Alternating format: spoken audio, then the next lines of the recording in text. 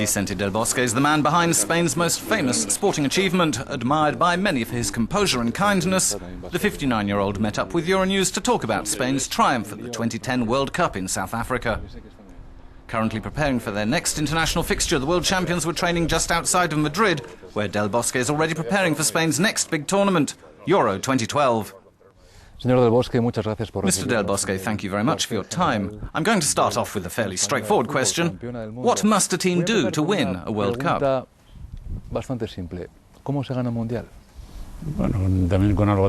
first of all, you need a bit of luck. In life, you need a bit of good fortune, no? On top of that, we had done a good preparation with some quality players. In the qualifying stages, we had played well and won 10 games out of 10. We had also just secured the European Championship title, which boosted our confidence. I think we had a great generation of players who introduced a new style of play, especially our midfielders who dictated the play throughout the tournament.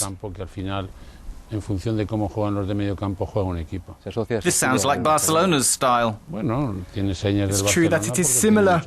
Obviously, many of our key players play for Barcelona, although having said this, we also have other players from other clubs and they also bring in their own ways of playing.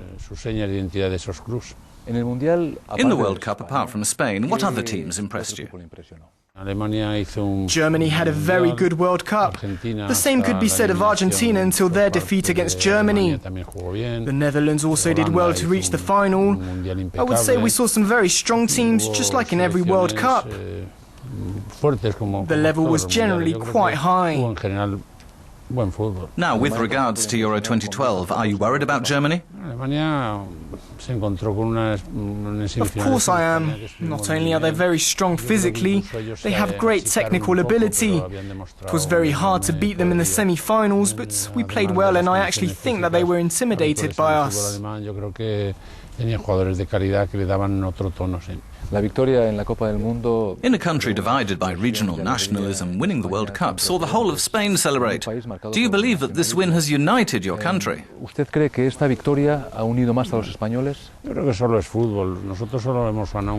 For me, it's just all about football. We won a World Cup, that's all. Many people have said that Spain's win has had an impact socially, and if our success in big sporting events can improve the relationship amongst Spaniards, I think this is a great achievement. However, I genuinely don't think that the unity in our country is solely due to our good performance in the 2010 World Cup. The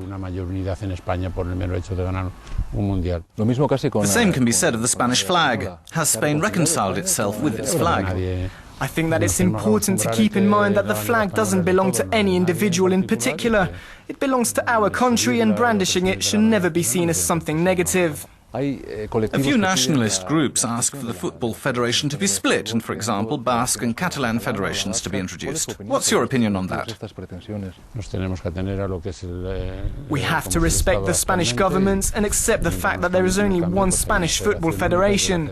You can have a few teams representing regions, but in order to represent Spain, there is only the Spanish national side.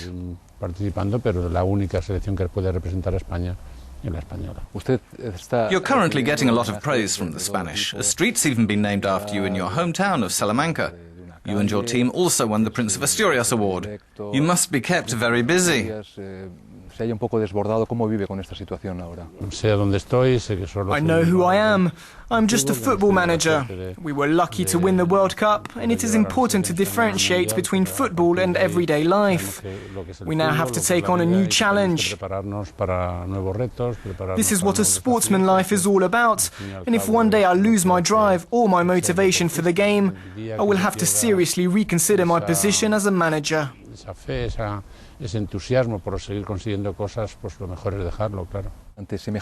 Faced with all this hype following the World Cup, how do you keep your feet on the ground? The career of a professional footballer is very short, and you tend to realize this when you reach the end of it. It is important to make the most of every instant without dwelling too much on wins and titles.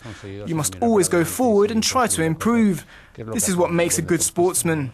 A few weeks ago, Spain played a friendly game against Argentina in Buenos Aires and ended up losing 4-1. Is this a warning? I don't think our attitude was at fault during this game. I don't think we were overconfident. Even when we were losing 3-0 at half-time, we didn't give up and we tried to get back in the game.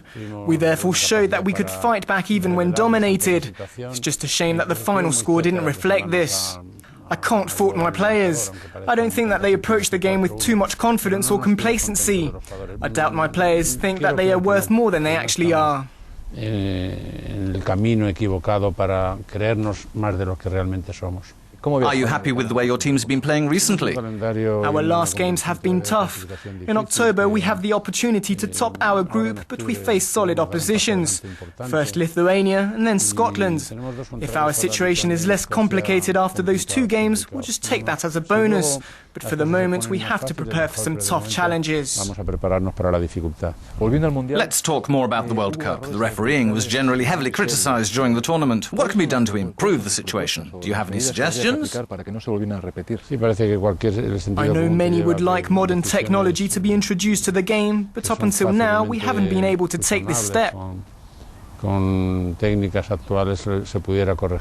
all honesty, I am very traditional when it comes to football, and so I personally believe that in many situations, a machine could not possibly be better than a human being. Muchas veces no habría máquina que decidiese determinadas acciones del juego. So you're against the use of video replays? I'm not completely against it. I just find it hard to come to terms with it. I acknowledge the fact that society progresses, and to stand against this evolution would be wrong. However, I just think that it is sometimes hard to adapt certain changes to football. So would you rather have a fifth referee? I don't really like this idea either. Soon it will be known who the next FIFA World Player of the Year is. Do you have any favourites? I would love for a Spanish player to win it. Not only have they shown how gifted they are technically, but they have also proved that they are real team players. And after Spain's recent success in the World Cup, I think this award should go to a Spanish player. Principalmente miran en el equipo. Y como el equipo ha ganado, pues yo creo que sería bueno que se lo dieran a un jugador español. One in particular? No, ninguno. No, not just one. All of them? Unos cuantos. No, several. I started this interview by asking you how to win a World Cup. I'll finish by asking you how do you win a European Championship? Well, if we win the next one, then I'll be able to answer your question. As for now, we just have to work hard as a team and carry on winning trophies. I feel like the Spanish squad has been more united ever since winning the European Championship in 2008. Let's hope that we can keep this up. 2 años y pico desde que ganamos la Eurocopa hay una buena sensación de ser un equipo. Vicente del Bosque, muchas gracias. Muchas gracias.